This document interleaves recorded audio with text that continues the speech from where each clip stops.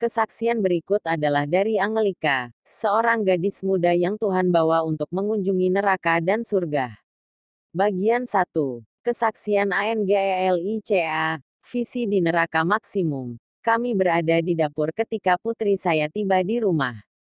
Dia melihat abdi Allah dan berkata kepadanya, Tuhan memberkati Anda. Dia menjawab, semoga Tuhan memberkatimu juga. Apakah kamu siap untuk mati karena Tuhan telah merencanakan kematianmu hari ini pada jam 4 sore? Dia terkejut bahwa Tuhan telah menjawab permintaannya. Angelika, ketika saya mendengarkannya, saya berkata, amin, tetapi saya tidak ingin mati. Tidak Tuhan, aku takut, sangat takut, aku ketakutan. Hamba Tuhan menjawab, mari kita berdoa untuk mengusir rasa takut dalam nama Yesus Kristus.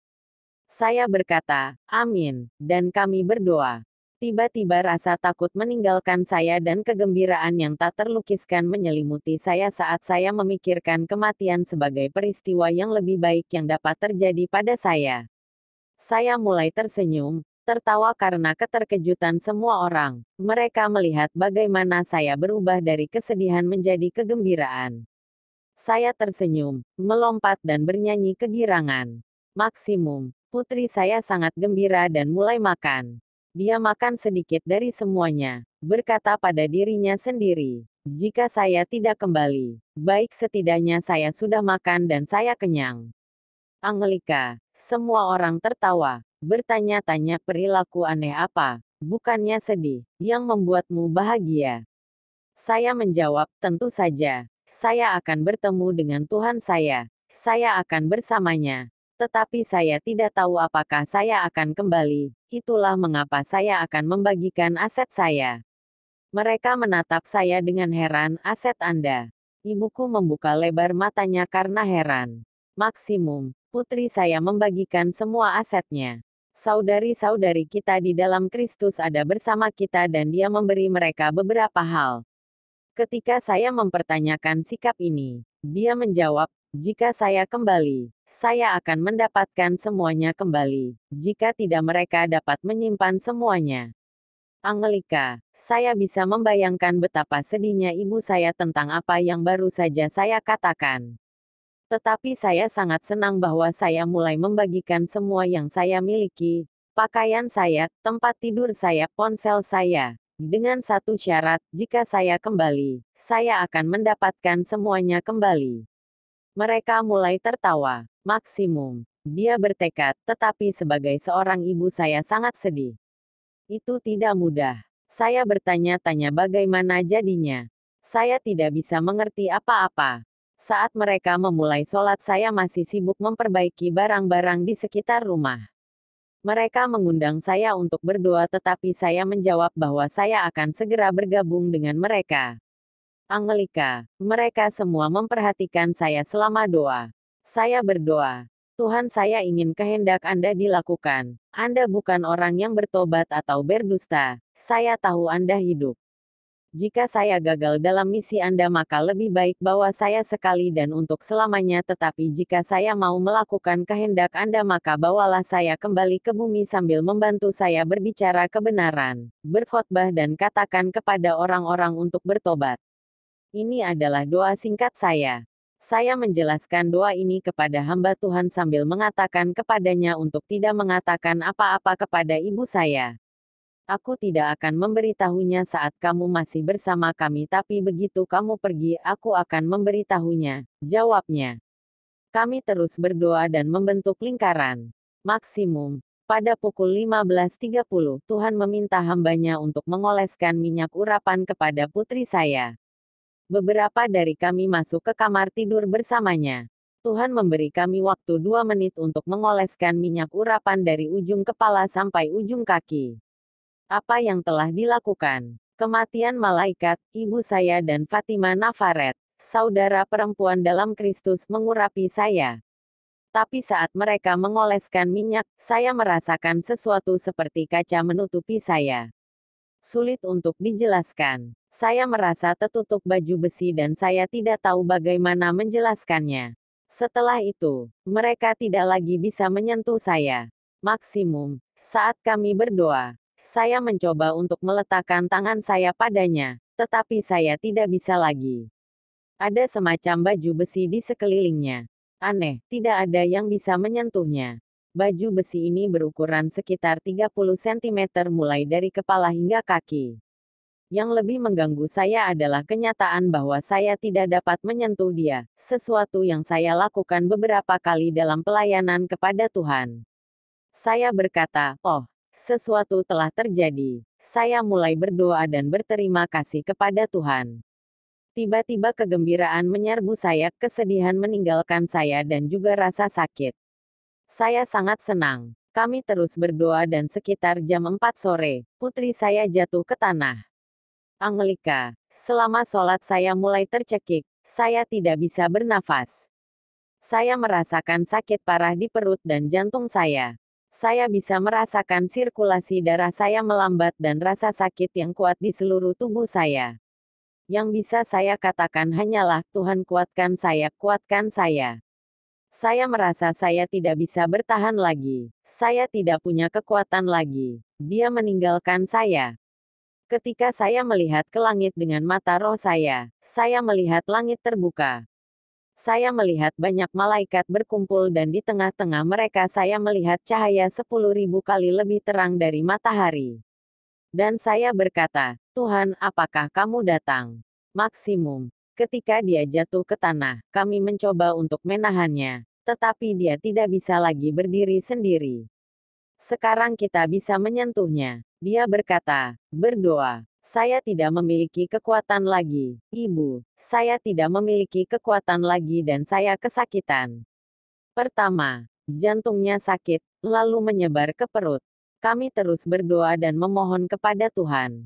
Tuhan mengambil nyawanya. Tidak pernah dalam hidup saya melihat seseorang mati. Saya harus menyaksikan kematian putri saya dalam penderitaannya. Itu sama sekali tidak mudah.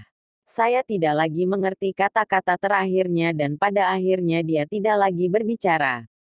Saya meletakkan tangan saya di wajahnya dan cermin di mulutnya untuk memeriksa apakah dia masih bernapas.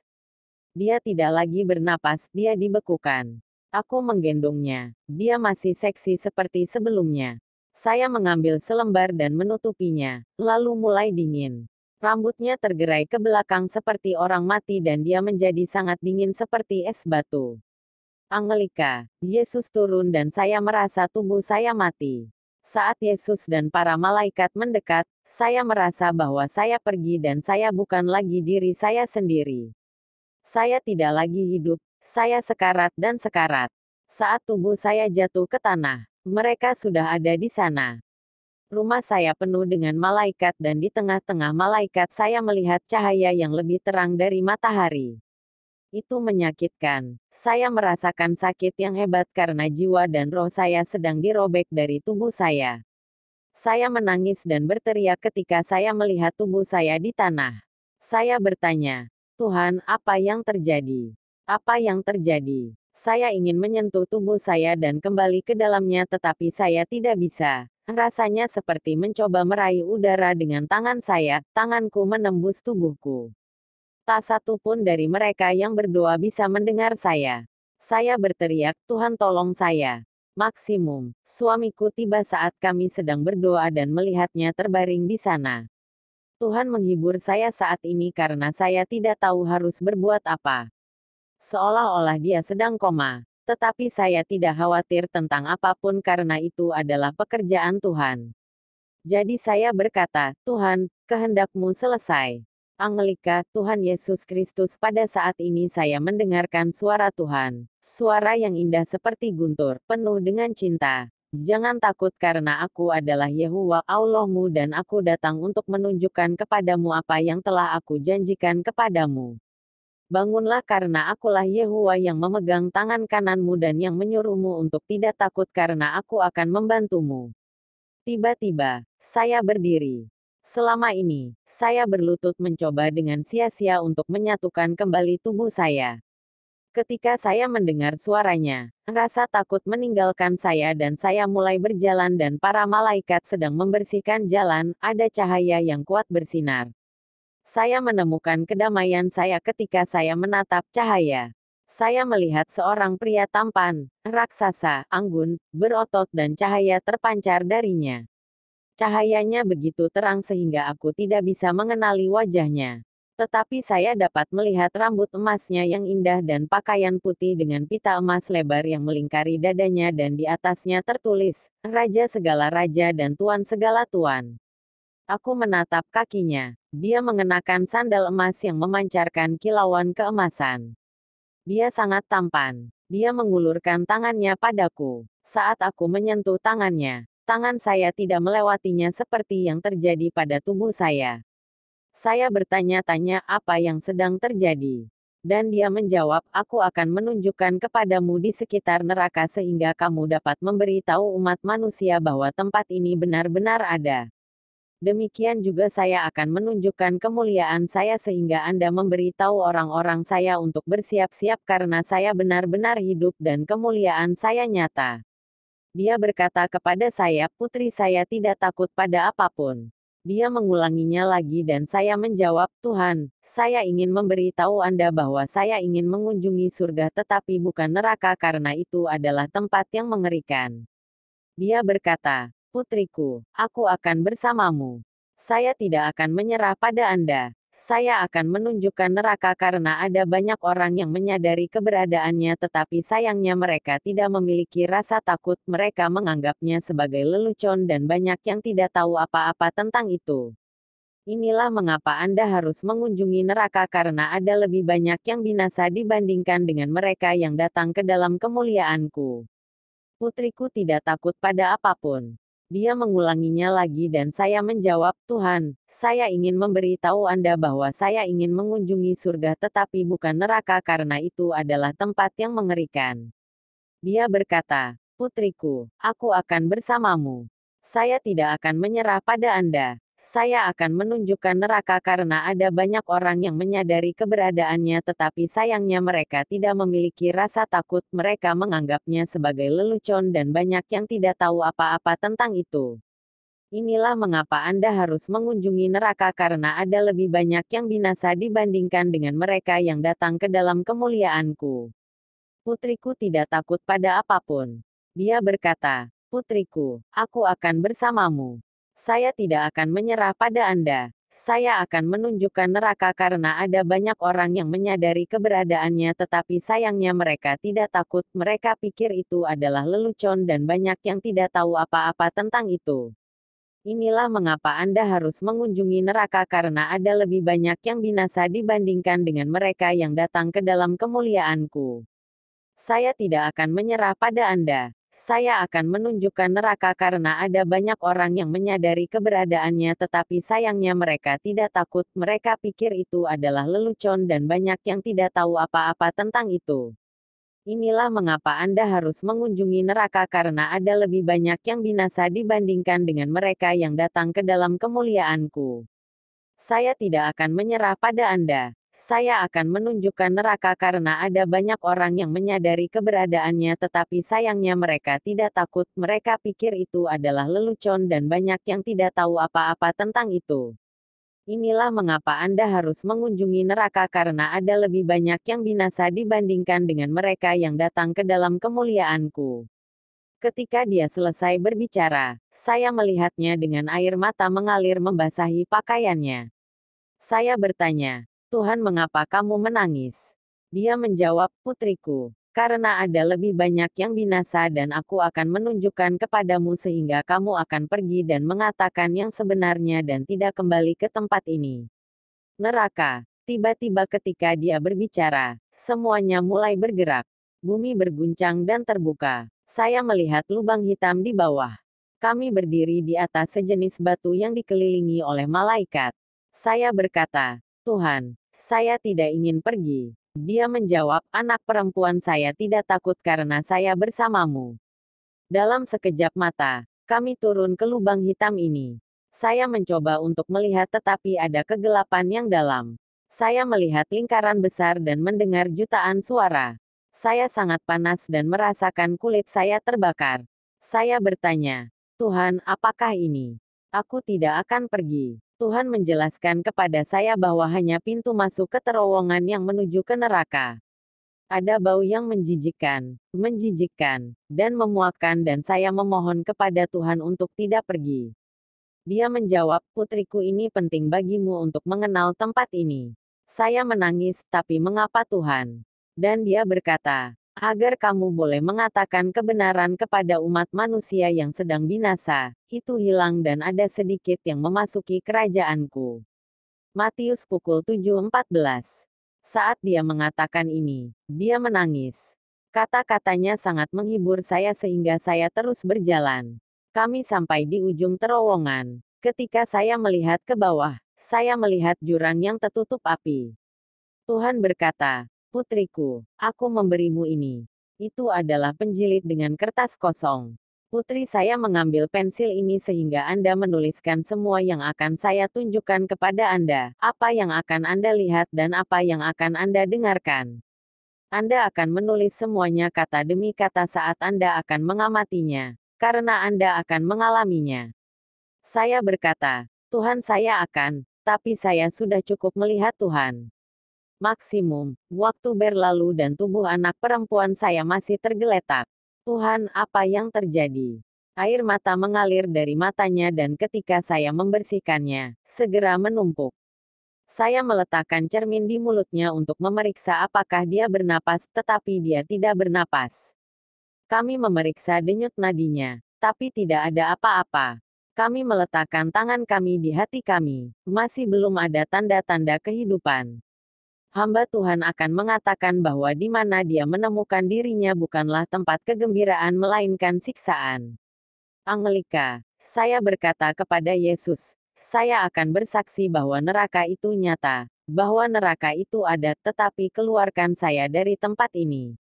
Dia menjawab, putriku, kita bahkan belum berada di neraka, aku belum menunjukkan apa-apa padamu dan kamu sudah ingin aku mengeluarkanmu dari sini. Saya berkata, tolong Tuhan keluarkan saya dari tempat ini. Lalu kami mulai turun ke jurang. Saya mulai menangis dan menangis, Tuhan tidak, saya tidak ingin pergi. Dan dia menjawab, sebaiknya kau lihat tempat ini. Saya telah melihat segala jenis setan yang mengerikan, besar dan kecil. Mereka berlari sangat cepat dan memiliki beberapa barang di tangan mereka. Tuhan, mengapa mereka berlari begitu cepat dan apa yang ada di tangan mereka?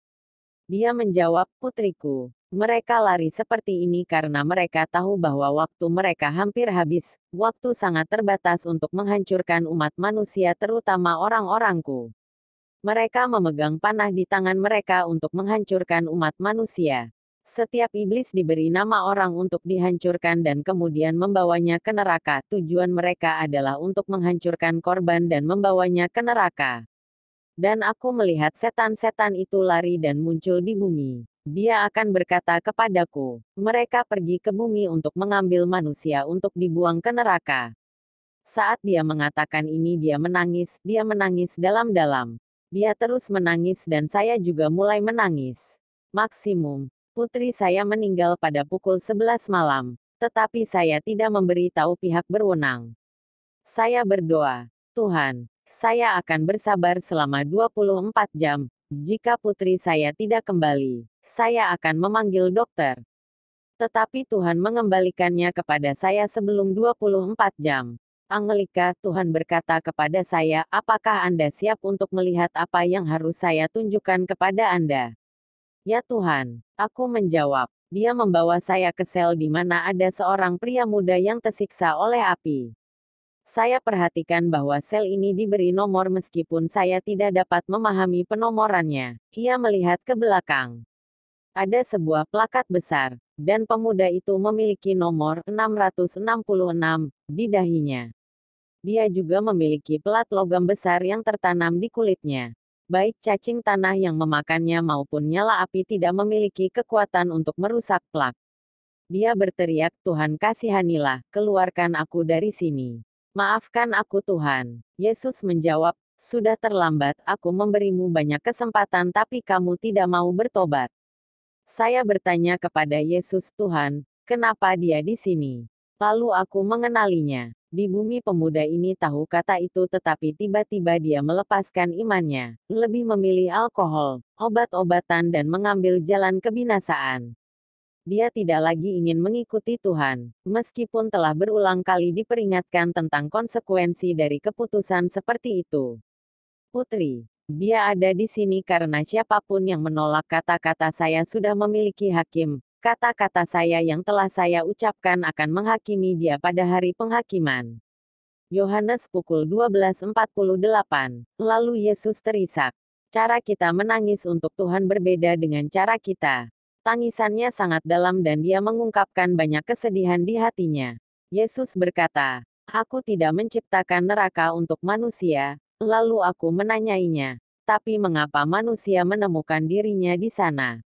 Dia menjawab, "Putriku, aku menciptakan neraka untuk setan dan malaikat-malaikatnya yang adalah iblis." Mat 25:41.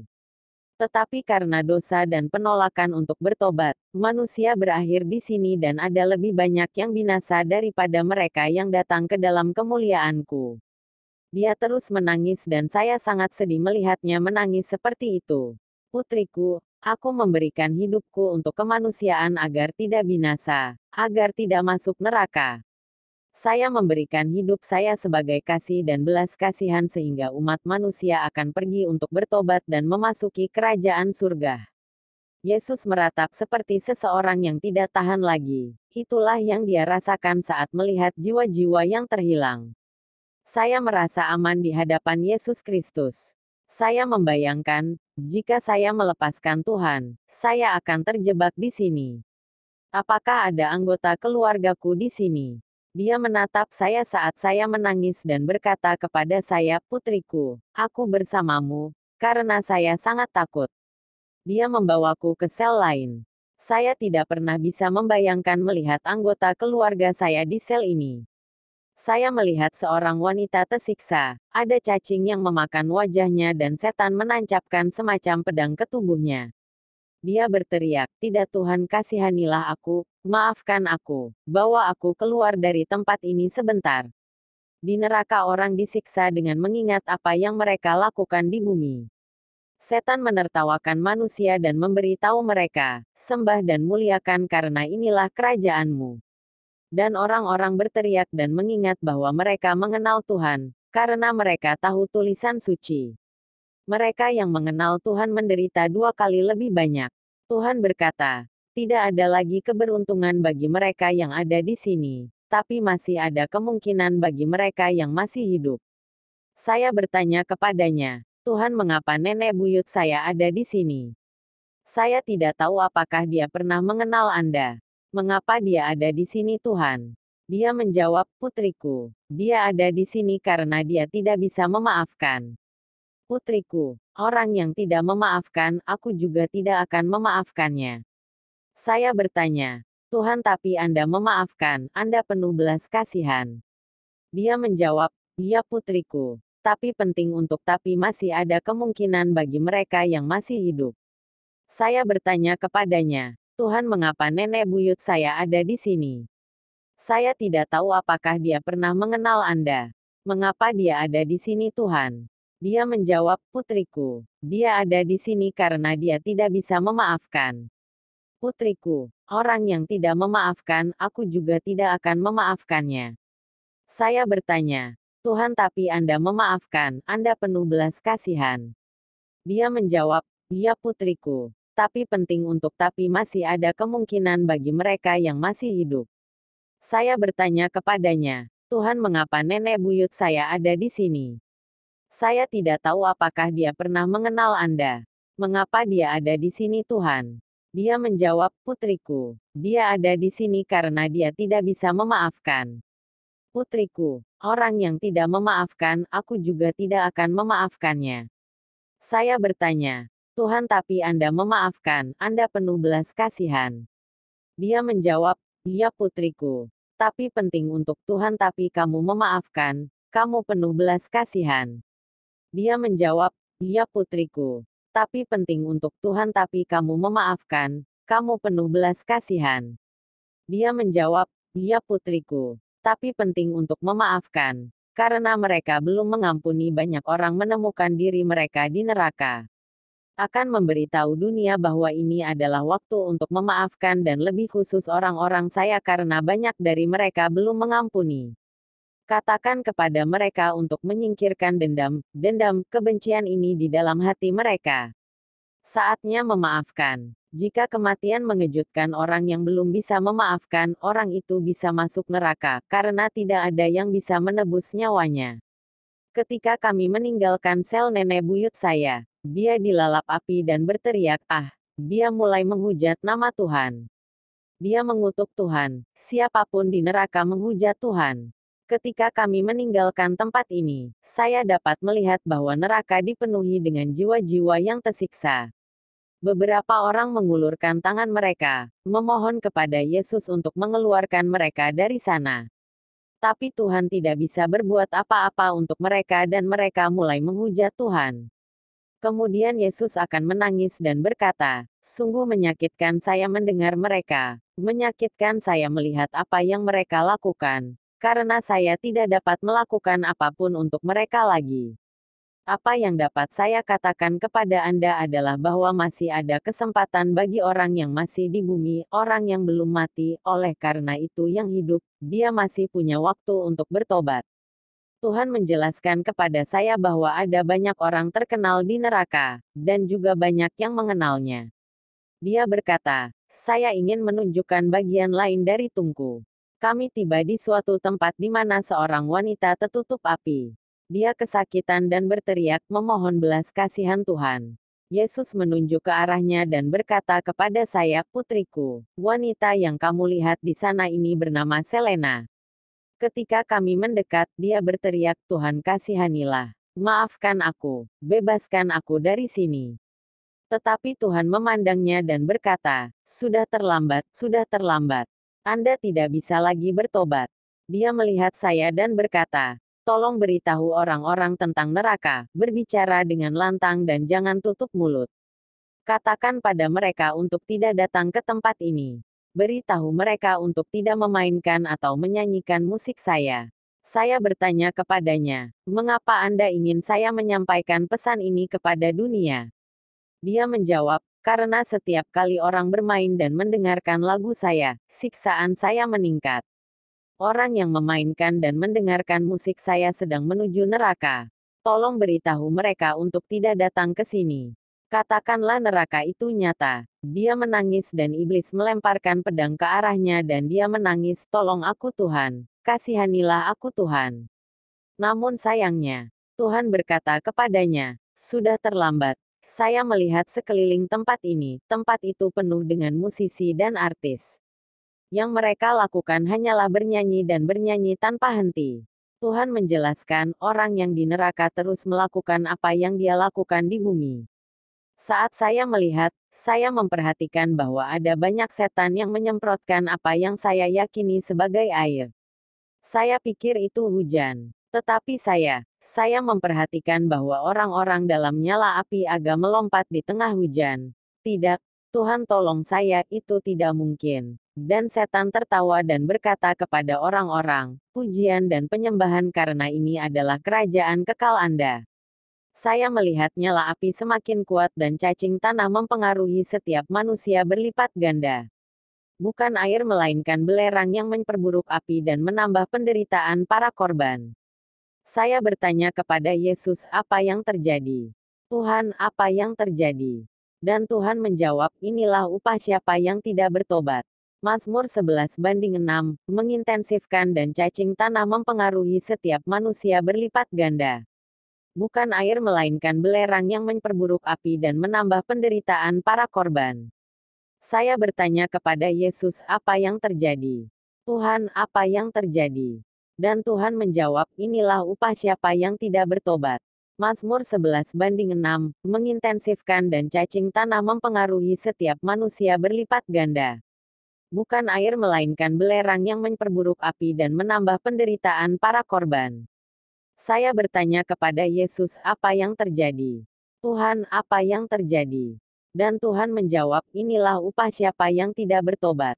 Mazmur 11:6, kemudian Tuhan membawa saya ke tempat di mana ada seorang pria terkenal.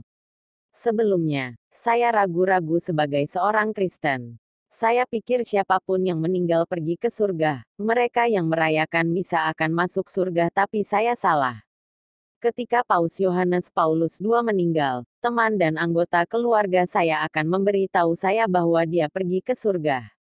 Semua media, TV, mengatakan, Paus Yohanes Paulus II sudah mati. Semoga jiwanya beristirahat dengan damai. Dia sekarang bersukacita di hadapan Yesus Kristus dan malaikatnya di surga. Dan saya percaya semua informasi ini. Tetapi saya dibodohi karena saya melihatnya di neraka tersiksa oleh api. Saya melihat wajahnya dan mengenalinya. Tuhan akan berkata kepada saya, lihatlah putriku, pria yang kamu lihat di sini adalah Paus Yohanes Paulus II. Dia ada di sini, tersiksa karena dia tidak bertobat.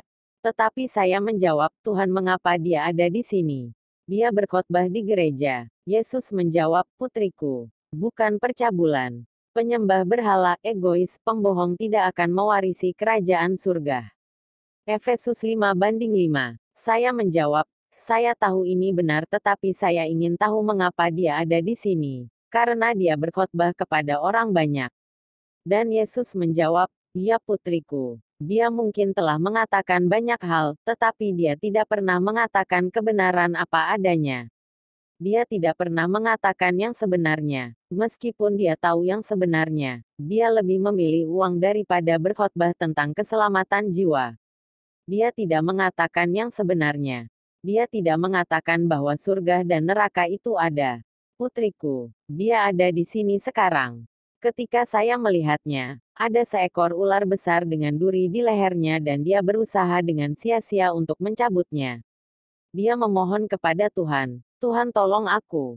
Dia berteriak, tolong aku Tuhan. Kasihanilah aku, keluarkan aku dari tempat ini. Maafkan aku bertobat Tuhan. Saya ingin kembali ke dunia untuk bertobat.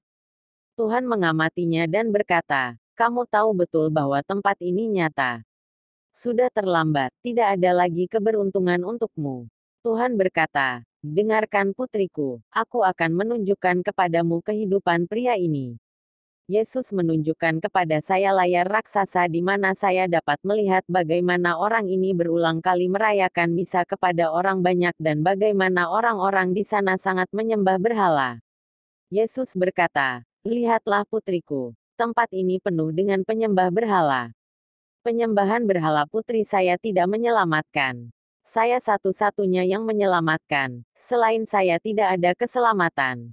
Putriku, aku mencintai orang berdosa tapi aku benci dosa. Beritahu manusia bahwa saya mencintai mereka dan mereka harus datang kepada saya. Saat Tuhan berbicara, saya melihat bagaimana Paus menerima banyak uang dan menyimpannya untuk dirinya sendiri. Dia sangat kaya. Saya melihat gambarnya duduk di atas tahta, tetapi saya juga bisa melihat lebih jauh.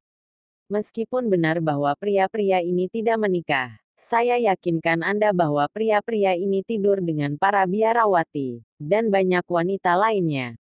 Saya tidak menemukan apapun, Tuhanlah yang menunjukkannya padaku. Tuhan menunjukkan kepada saya orang-orang ini yang hidup dalam percabulan dan firman mengatakan bahwa tidak ada orang yang melakukan percabulan yang akan mewarisi kerajaan surga. Ketika saya sedang menonton adegan ini, Tuhan berbicara kepada saya, lihatlah putri saya, semua yang telah saya tunjukkan kepada Anda adalah apa yang telah dia alami dan inilah yang terjadi sekarang di bumi dengan banyak orang. Banyak imam dan paus masih hidup. Kemudian dia berkata kepada saya, putriku, beritahu dunia bahwa inilah saatnya untuk datang kepadaku. Tidak ada orang yang melakukan percabulan yang akan mewarisi kerajaan surga. Ketika saya sedang menonton adegan ini, Tuhan berbicara kepada saya, lihatlah putri saya, semua yang telah saya tunjukkan kepada Anda adalah apa yang telah dia alami dan inilah yang terjadi sekarang di bumi dengan banyak orang. Banyak imam dan paus masih hidup. Kemudian dia berkata kepada saya, putriku, beritahu dunia bahwa inilah saatnya untuk datang kepadaku. Tidak ada orang yang melakukan percabulan yang akan mewarisi kerajaan surga.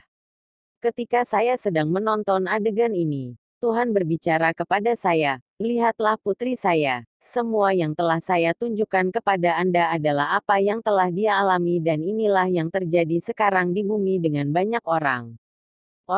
Banyak imam dan paus masih hidup." Kemudian dia berkata kepada saya, "Putriku, beritahu dunia bahwa inilah saatnya untuk datang kepadaku." Tuhan menunjukkan saya tempat di mana banyak orang berjalan ke neraka. Saya bertanya padanya, "Kenapa mereka berjalan menuju tempat ini?" Dia menjawab, "Saya akan menunjukkannya." Dia menunjukkan saya sebuah terowongan yang penuh dengan orang. Mereka diikat dari tangan ke kaki. Mereka berpakaian hitam dan membawa beban di punggung mereka. Yesus berkata, "Lihatlah putriku, dunia yang kamu lihat ini belum mengenalku. Apa yang mereka kenakan di punggung mereka adalah dosa, tapi katakan pada mereka untuk memberi saya beban mereka dan saya akan memberi mereka istirahat. Katakan kepada mereka bahwa saya adalah orang yang mengampuni semua dosa di dunia. Putri saya akan memberitahu mereka untuk datang kepada saya. Saya menunggu mereka dengan tangan terbuka. Peringatkan mereka bahwa mereka sedang menuju neraka. Saat saya melihat mereka berjalan, saya mengenali sepupu saya, keluarga saya. Saya berseru sambil memberitahu Tuhan. Dia menjawab, "Putriku, mereka berjalan menuju neraka tapi akan memberitahu mereka. Katakan pada mereka bahwa mereka sedang berjalan ke neraka. Beritahu mereka bahwa saya memilih Anda sebagai utusan saya, karena itu berarti Anda akan mengatakan yang sebenarnya. Anda harus mengatakan semua yang saya tunjukkan. Jika Anda tidak mengatakan apa-apa dan orang tersebut berakhir di neraka, saya akan meminta darah mereka. Tetapi jika, sebaliknya, Anda mengatakan yang sebenarnya dan dia tidak mendengarkan, maka orang ini bertanggung jawab kepada saya. Jika orang tersebut tidak bertobat, maka Anda dibebaskan dari semua tanggung jawab dan darah mereka akan jatuh ke atas diri Anda sendiri." Yehezkiel pukul 3:18. Karena itu berarti Anda akan mengatakan yang sebenarnya. Anda harus mengatakan semua yang saya tunjukkan. Jika Anda tidak mengatakan apa-apa dan orang tersebut berakhir di neraka, saya akan meminta darah mereka. Tetapi jika, sebaliknya, Anda mengatakan yang sebenarnya dan dia tidak mendengarkan, maka orang ini bertanggung jawab kepada saya. Jika orang tersebut tidak bertobat, maka Anda dibebaskan dari semua tanggung jawab dan darah mereka akan jatuh ke atas diri Anda sendiri. Yehezkiel pukul 3:18. Karena itu berarti Anda akan mengatakan yang sebenarnya. Anda harus mengatakan semua yang saya tunjukkan. Jika Anda tidak mengatakan apa-apa dan orang tersebut berakhir di neraka, saya akan meminta darah mereka.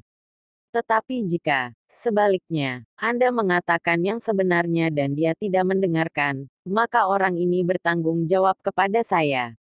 Jika orang tersebut tidak bertobat, maka Anda dibebaskan dari semua tanggung jawab dan darah mereka akan jatuh ke atas diri Anda sendiri.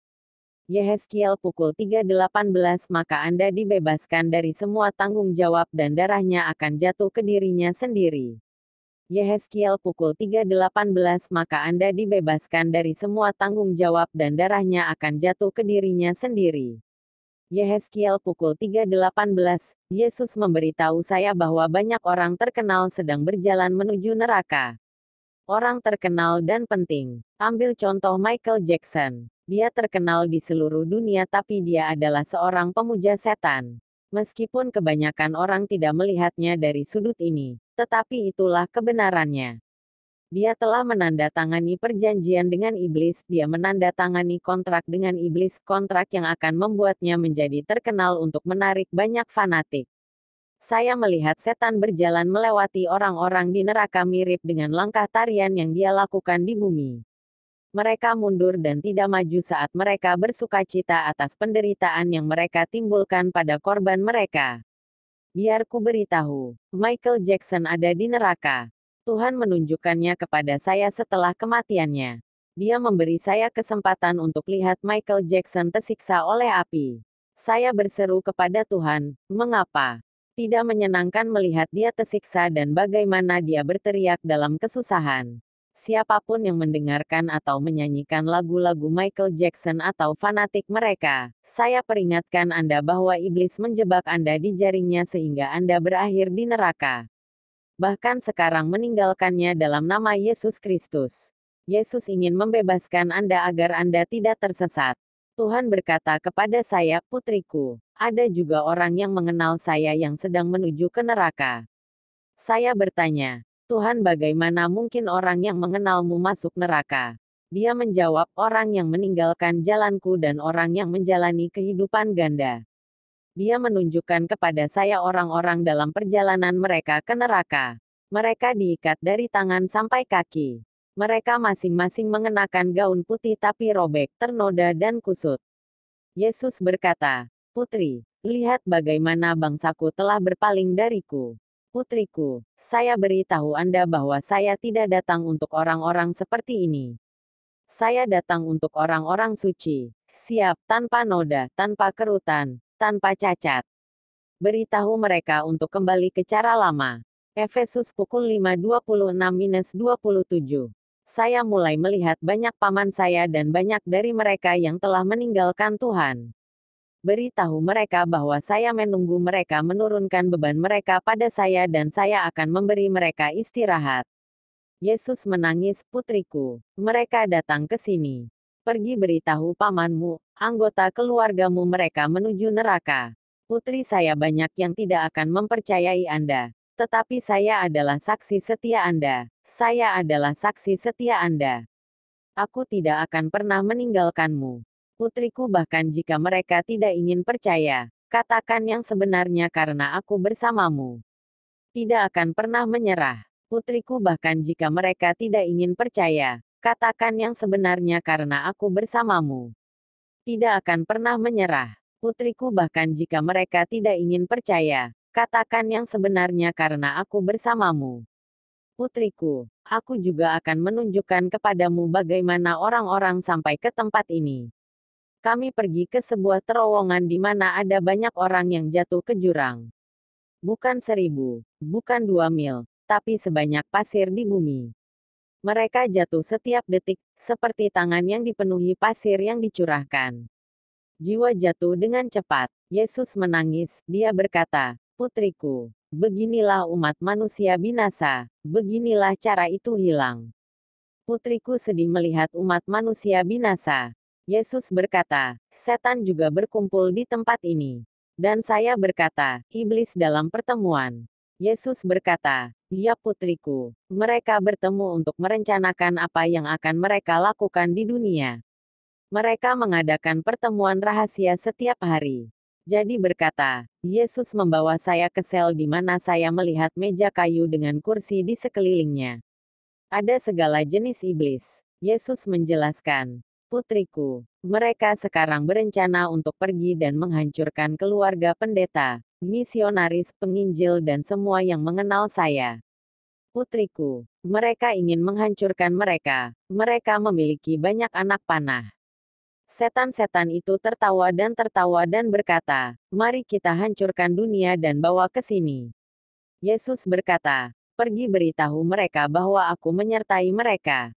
Bahwa mereka tidak membiarkan pintu terbuka, itu mereka tidak menyisakan ruang bagi setan karena dia seperti singa yang mengaum mencari seseorang untuk dimakan. 1 Petrus pukul 5:18. Tetapi tulisannya mengatakan, dia berjalan seperti, karena satu-satunya singa yang nyata adalah dari suku Yehuda, Yesus Kristus dari Nazaret. Wahyu 5:5. Yesus berkata, putriku, mereka secara khusus ingin menghancurkan keluarga para pendeta. Saya bertanya, mengapa mereka ingin menghancurkan keluarga pendeta? Dan Yesus menjawab, karena mereka adalah gembala dari banyak domba yang telah Tuhan percayakan kepada mereka. Mereka ingin domba-domba ini kembali ke sistem dunia, untuk kembali dan berakhir di neraka. Beritahu pendeta untuk mengatakan yang sebenarnya. Pergi beritahu mereka untuk mengkhotbahkan kebenaran dan mengatakan semua yang telah saya katakan kepada mereka dan jangan menyimpan apapun untuk diri mereka sendiri apa yang telah saya katakan kepada mereka. 18. Tetapi tulisannya mengatakan, Dia berjalan seperti, karena satu-satunya singa yang asli adalah dari suku Yehuda. Yesus Kristus dari Nazaret. Wahyu 5:5. Yesus berkata, "Putriku, mereka secara khusus ingin menghancurkan keluarga para pendeta." Saya bertanya, mengapa mereka ingin menghancurkan keluarga pendeta? Dan Yesus menjawab karena mereka adalah gembala dari banyak domba yang telah Tuhan percayakan kepada mereka. Mereka ingin domba-domba ini kembali ke sistem dunia, untuk kembali dan berakhir di neraka. Beritahu pendeta untuk mengatakan yang sebenarnya. Pergi beritahu mereka untuk mengkhotbahkan kebenaran dan mengatakan semua yang telah saya katakan kepada mereka dan jangan menyimpan apapun untuk diri mereka sendiri apa yang telah saya katakan kepada mereka. 18 Tetapi tulisannya mengatakan, dia berjalan seperti, karena satu-satunya singa yang asli adalah dari suku Yehuda, Yesus Kristus dari Nazaret. Wahyu 5:5.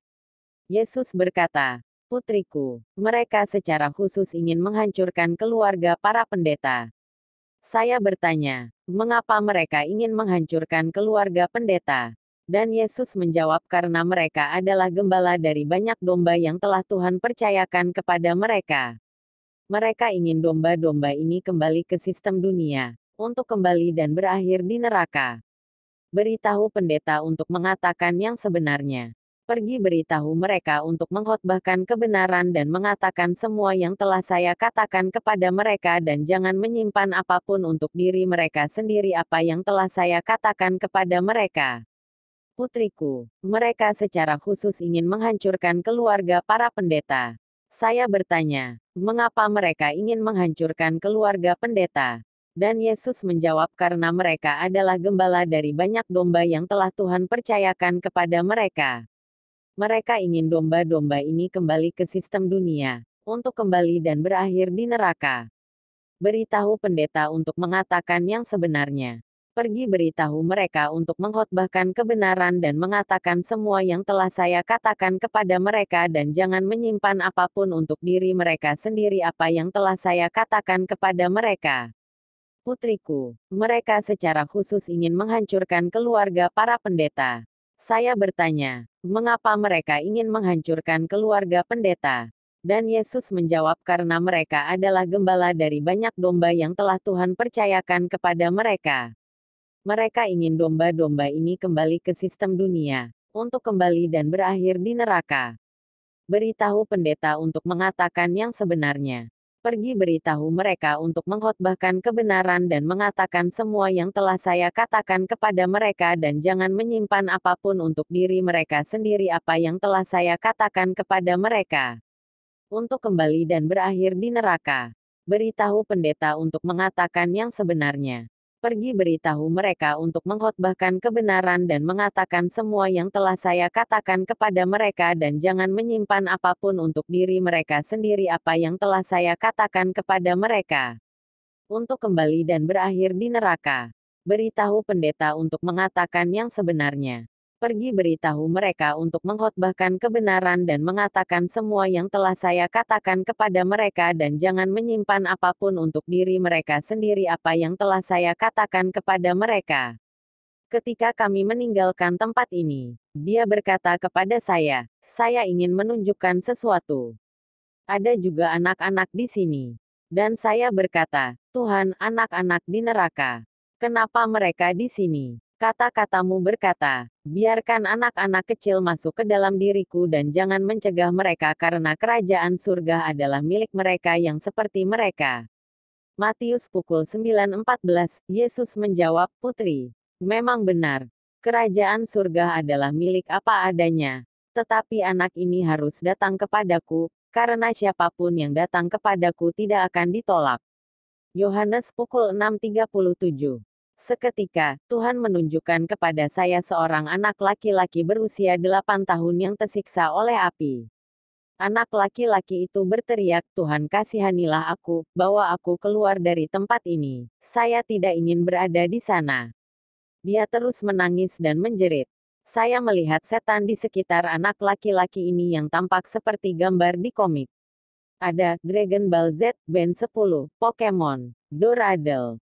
Tuhan, mengapa anak kecil itu ada di sini? Yesus menunjukkan kepada saya layar raksasa dari kehidupan anak ini. Saya melihat bagaimana dia menghabiskan seluruh hidupnya di depan layar TV menonton komik tersebut. Yesus berkata, "Putriku, komik-komik ini, film-film ini, sinetron televisi yang disiarkan di televisi setiap hari adalah instrumen setan untuk menghancurkan dunia. Lihatlah putri saya bagaimana hal itu terjadi. Saya melihat bagaimana anak kecil itu memberontak dan tidak taat kepada orang tuanya. Ketika orang tuanya berbicara dengannya, dia kehabisan. Dia membalikkan keadaan dan tidak mematuhi orang tua. Setelah kejadian ini, sebuah mobil menghancurkannya dan itu adalah akhir hidupnya di bumi."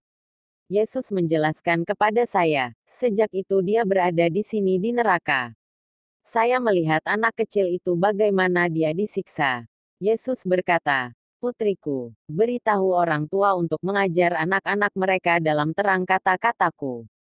Amsal 22:6. Firman Tuhan itu hidup, itu mengajari kita untuk mengoreksi anak dengan cambuk, tetapi tidak setiap saat, hanya jika anak tidak patuh pada orang tuanya. Amsal pukul 22:15. Tuhan mengatakan sesuatu yang sangat menyedihkan dan menyakitkan kepada saya, ada banyak anak di sini karena komik dan karena pemberontakan. Saya bertanya kepadanya, "Tuhan, mengapa kita menyalahkan komik?" Dan dia menjelaskan, karena komik adalah setan yang menyampaikan pemberontakan, ketidaktaatan, kepahitan dan kebencian pada anak-anak. Setan lain merasuki anak-anaknya sehingga mereka tidak akan melakukan yang baik selain kejahatan. Apapun yang dilihat anak-anak di TV, mereka ingin melakukannya di kehidupan nyata. Neraka itu ada dan itu nyata dan bahkan anak-anak harus memutuskan kemana harus pergi. Saya berkata, "Tuhan, beritahu saya, mengapa anak-anak ada di sini?" Dan Yesus menjawab, "Begitu seorang anak menyadari bahwa ada neraka dan surga, maka ia harus membuat pilihan. Mereka ingin mereproduksinya dalam kehidupan nyata. Neraka itu ada dan itu nyata dan bahkan anak-anak harus memutuskan kemana harus pergi." Saya berkata, "Tuhan, beritahu saya, mengapa anak-anak ada di sini?" Dan Yesus menjawab, "Begitu seorang anak menyadari bahwa ada neraka dan surga, maka ia harus membuat pilihan. Mereka ingin mereproduksinya dalam kehidupan nyata. Neraka itu ada dan itu nyata dan bahkan anak-anak harus memutuskan kemana harus pergi." Saya berkata, "Tuhan, beritahu saya, mengapa anak-anak ada di sini?"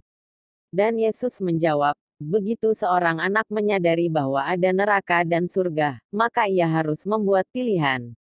Akhir dari bagian pertama. Jangan lupa untuk mendengarkan bagian kedua.